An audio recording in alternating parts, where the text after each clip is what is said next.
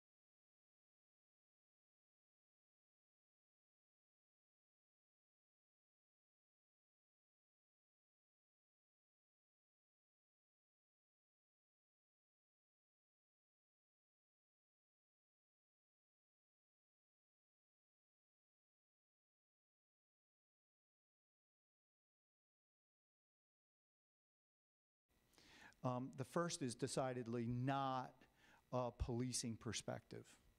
The first, I would say, is an outside reflection of where we are on education in Baltimore.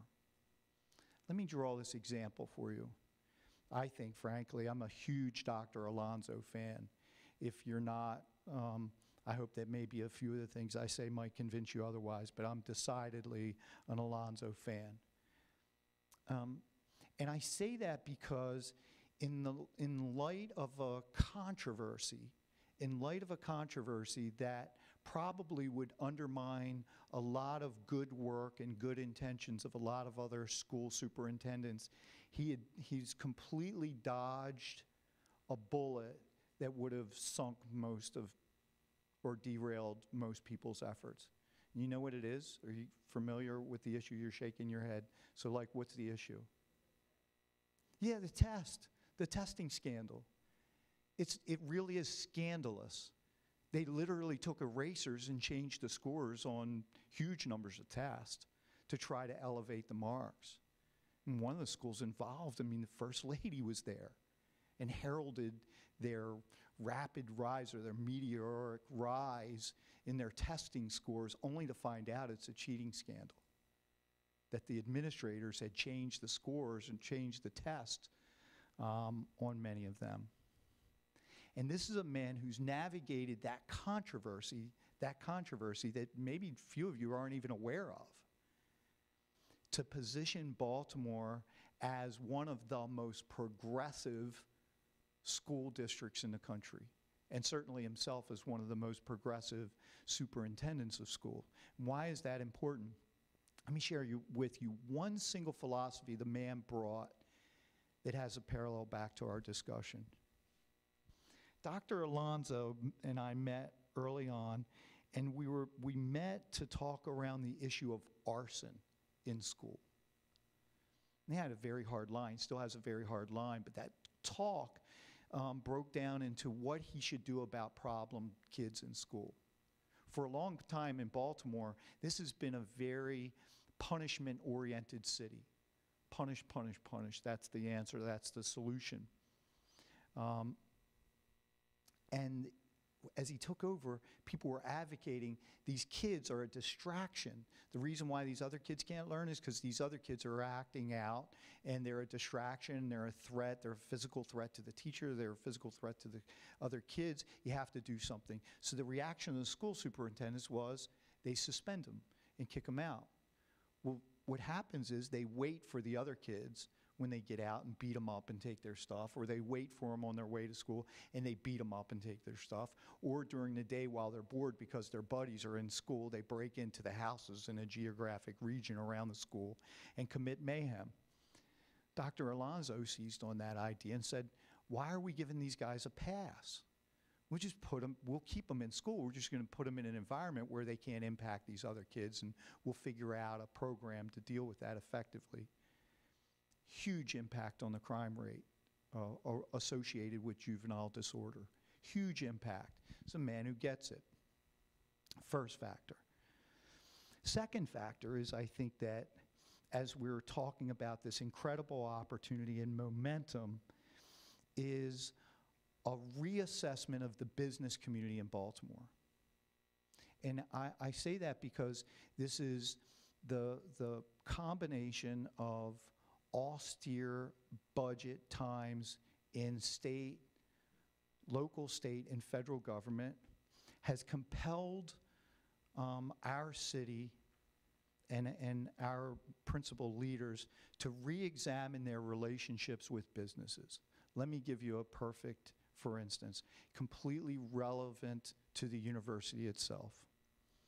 For 30 years throughout my career, I've heard and had access to government background and talk about how to approach places like the University of Maryland or Hopkins University or Under Armour or Domino Sugar or Constellation Energy in the form of philanthropy.